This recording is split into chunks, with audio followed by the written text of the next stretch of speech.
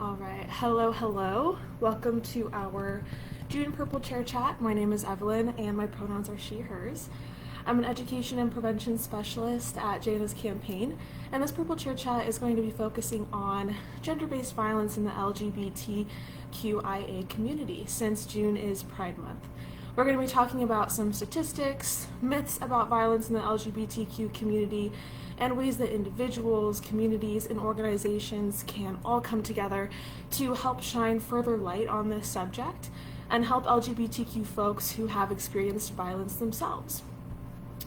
Our Purple Chair Chats are live conversations instilling the knowledge, skills, and values necessary to prevent gender and relationship violence.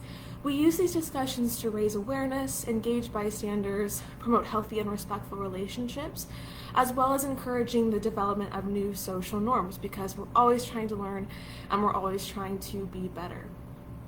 And before we start today, I do want to make a disclaimer. I'll be discussing some difficult or sensitive topics regarding gender and relationship violence that might be triggering for some people, particularly when we're focusing on the LGBTQ plus community. So please do whatever you need to take care of yourself.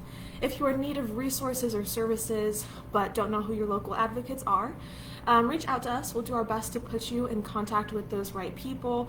We'll also be putting some LGBTQ specific resources in today's chat for youth and adults alike. And these help just provide education and a safe space for learning for people within the community, people who are just wanting to learn more about maybe what it means to be an ally, or support children, support family members who have just come out, anything and everything.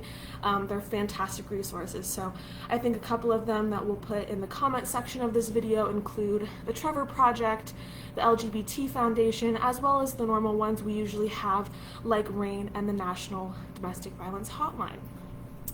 The majority of the information I'm using in today's Purple Chair Chat content that I want to give credit for is from the YWCA and womenagainstabuse.org.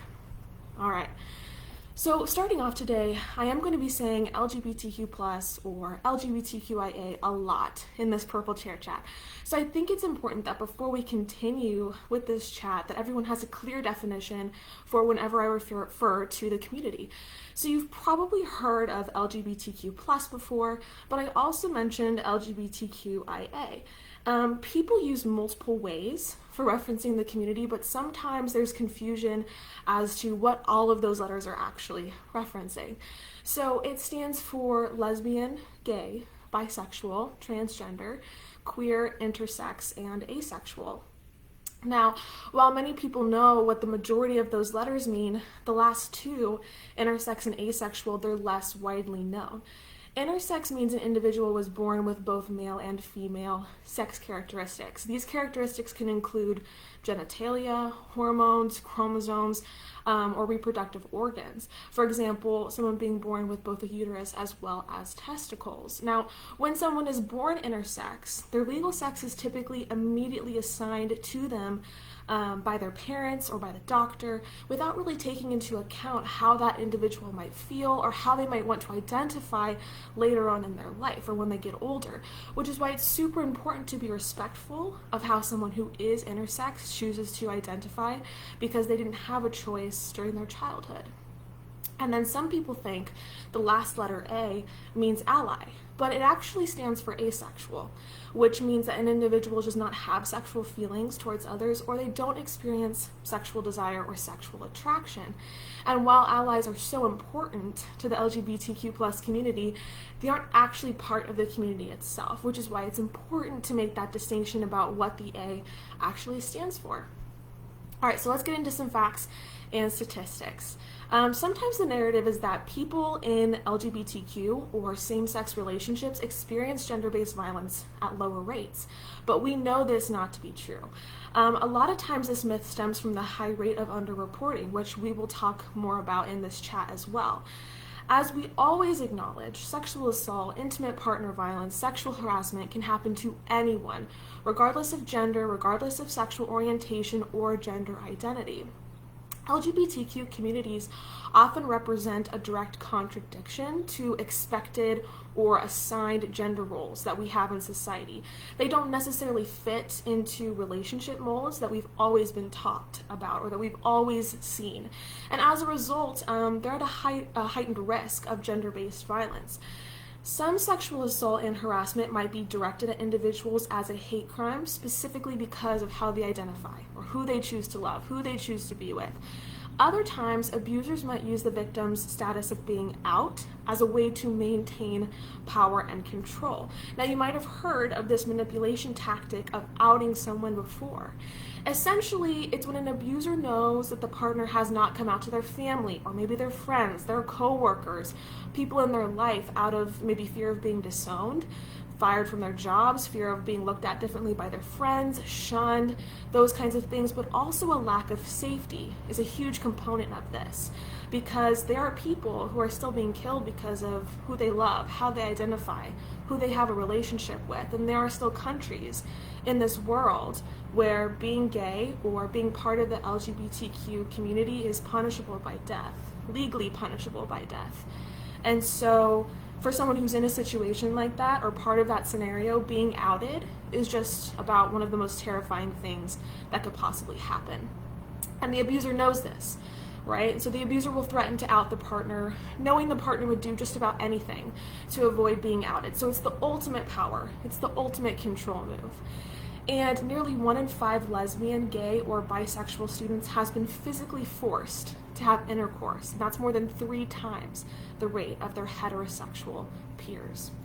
44% of lesbian women, 61% of bisexual women, and 35% of heterosexual women experienced rape, physical violence, and or stalking by an intimate partner in their lifetime.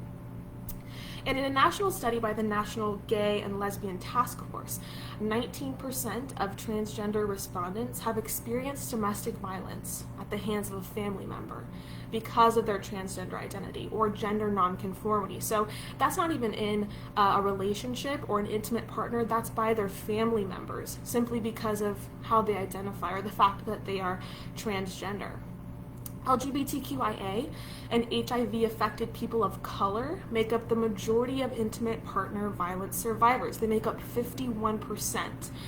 Specifically, LGBTQIA African American survivors are almost 2 times more likely to experience physical violence when compared to all non-African American survivors. And then this last one, in a national survey, more than 60% of LGBTQIA and gender nonconforming sexual and domestic violence survivors said they were denied access to domestic violence shelters. This statistic right here is such a huge issue because we already know that cases of domestic violence, relationship violence, sexual violence, etc. within the LGBTQ community are way underreported because people who identify within that community are scared, they're hesitant, they don't want to come forward about the abuse or violence that they've endured. And then when someone is brave enough, someone does work up the courage to be vulnerable and come forward for help, then they're denied. They're denied the services they need, they're denied the services they deserve. So what does that do? Well, it completely deters them from ever wanting to come forward again, even if the abuse gets worse and worse, because they were turned away. They don't want to risk that outcome again, they don't want to risk that humiliation again, and then they tell their friends in the community about their experience and tell them not to bother going to get help because nothing's going to come of it. And so it snowballs into people in the LGBTQ plus community not coming forward because time and time again they've been told that their abuse doesn't matter the same way everyone else's does. Victims might also try to hide the abuse to prevent tarnishing the image of the LGBTQ community, since it's a community that already faces so much judgment and so much backlash. So the question becomes, how do we change this, right? How do we begin to shift the narrative? What can communities and organizations and individuals do? LGBTQ plus survivors need safety. They need compassion. They need to be believed, and they might need housing if they've been kicked out by their family or if they've been disowned. They might need counseling, medical services, all of these things. So for organizations and businesses, make a business-wide commitment to working with and being inclusive of diverse communities, and have domestic violence workplace protocols that apply to LGBTQ people as well. Research LGBTQIA friendly support services, counseling, medical services within your own community. That way, if you do have a friend or you have someone who's confiding in you, you know you're sending them to a place that will treat them with compassion and with respect. Also, acknowledge the fear that some LGBTQ people have about the police being homophobic or minimizing same-gender intimate partner violence as a catfight. This happens a lot, particularly with lesbian relationships, where people think that because it's two women, the physical violence can't possibly be that horrific, which we know is not the case. We shouldn't be trying to minimize the violence that anyone is enduring, no matter what. And also help LGBTQIA survivors find safety options that don't further marginalize them or don't make them feel even more like something is wrong with them. Let them know that you're listening and taking into account their unique experiences, the fact that what they're going through is probably completely different than dynamics of a heterosexual relationship. All of those things need to be taken into consideration. And again, these are just some of the things that you can take with you from this Purple Chair Chat to help your friends or people you know within the queer community, especially when it comes to relationship or domestic violence. But there's obviously so much more to learn out there. So I really encourage you to check out those resources I mentioned earlier, the Trevor Project, the LGBT Foundation, a couple more that I know will be posted in the comment section, because they truly do have a wealth of information on those sites. So as we wrap up today, I just want to thank you all so much for joining for this month's Purple Chair Chat. We hope you were able to learn something maybe you didn't already know before. As always, if you're in need of resources or don't know who your local advocates are, reach out to us. We'll put you in contact with those right people. So thanks again so much, everyone, and see you next month. Bye.